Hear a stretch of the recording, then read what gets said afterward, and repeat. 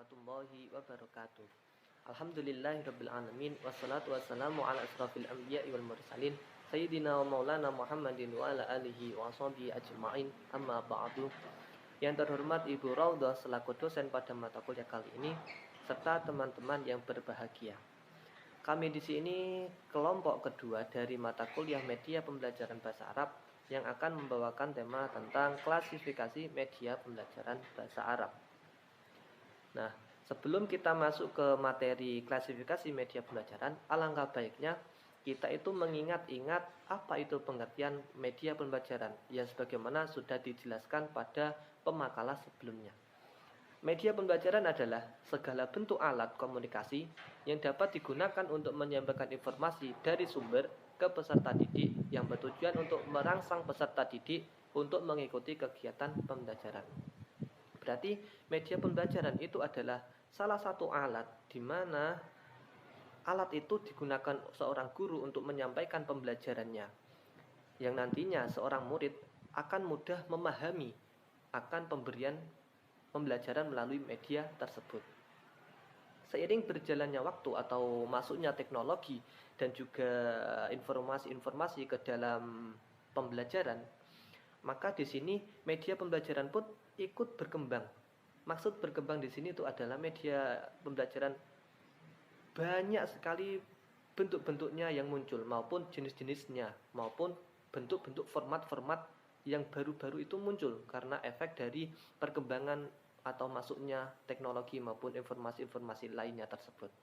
Nah, semisal contohnya adalah media elektronik seperti televisi, seperti radio, maupun seperti visual, yaitu seperti gambar, suara, maupun gerak, maupun media-media yang melalui gambar ataupun buku modul dan juga media-media yang berbentuk lainnya. Nah, maka karena begitu banyaknya model-model atau jenis-jenis atau format-format media pembelajaran, maka di sini perlulah kita mengklasifikasikan media pembelajaran tersebut agar nanti pembelajaran itu menjadi terstruktur dan akan menghasilkan pembelajaran yang baik.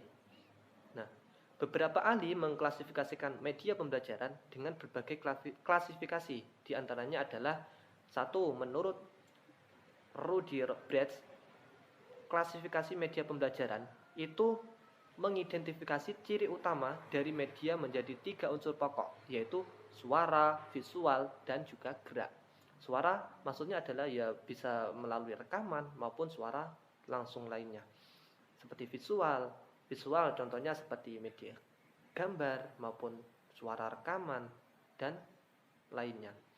Kedua yaitu menurut Brinks, mengidentifikasi 13 macam media yang digunakan dalam proses mengajar, yaitu 1. Objek, model, suara langsung, rekaman, audio, media cetak, pembelajaran typogram, papan tulis, media transparasi, film rangkai, film bingkai, film televisi, dan gambar.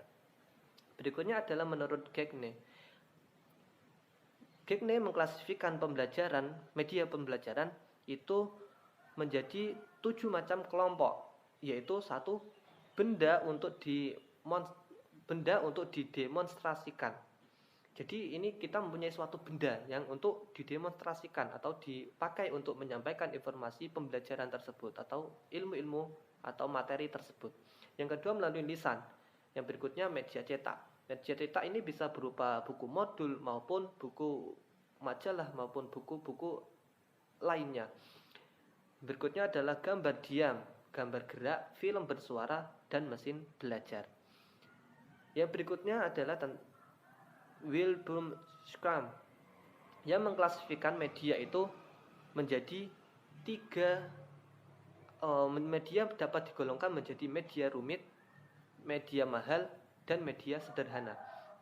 Intinya kalau menurut Wilbur itu media pembelajaran bisa diklasifikasikan menjadi 3 bentuk, yaitu bentuk atau golongan yang rumit atau golongan sederhana maupun golongan yang mahal. Beliau juga mengelompokkan media menurut kemampuannya dan kemampuan daya liputnya, yaitu liputan luas dan serentak, terbatas pada ruangan, dan media untuk belajar dengan komputer dan telepon. Kiranya itu tentang klasifikasi media pembelajaran. Berikutnya adalah karakteristik media pembelajaran yang akan disampaikan atau dijelaskan oleh Mbak Fatimatu Az-Zahra.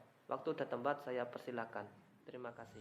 Baik teman-teman, tadi Mas Nuri sudah menjelaskan bagaimana klasifikasi media pembelajaran. Selanjutnya saya akan membahas karakteristik media pembelajaran. Karakteristik media pembelajaran itu ada 3, berupa media grafis, audio, dan media proyeksi diam.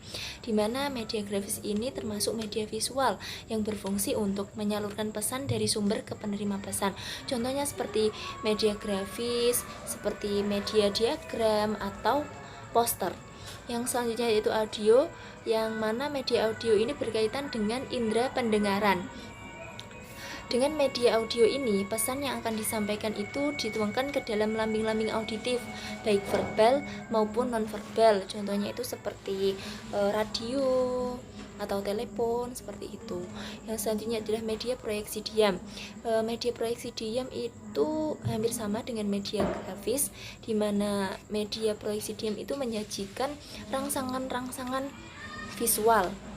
Adapun perbedaan dari keduanya adalah kalau pada media grafis itu dapat secara langsung berinteraksi dengan pesan media yang bersangkutan, sedangkan pada proyeksi itu harus diproyeksikan dengan proyektor agar dapat dilihat oleh sasaran terlebih dahulu. Yang selanjutnya adalah fungsi media pembelajaran. Di sini Sadiman 1990 secara rinci telah menyatakan bahwa fungsi media pembelajaran adalah dengan menggunakan media pembelajaran, pesan yang akan dikomunikasikan itu menjadi jelas dan dapat dipahami. Digunakan untuk mengatasi keterbatasan indera, ruang, dan waktu. Dapat meningkatkan motivasi siswa dalam kegiatan belajar, memungkinkan interaksi langsung antara murid dengan lingkungan dan realita belajar, dapat memberikan rangsangan dan pengalaman belajar yang sama, dan membangkitkan persepsi yang sama pula, walau ada perbedaan pada setiap individu siswa. Baik, cukup sekian teman-teman yang bisa kami sampaikan. Apabila ada yang mau ditanyakan silahkan bertanya. Kami cukupkan. Wassalamualaikum warahmatullahi wabarakatuh.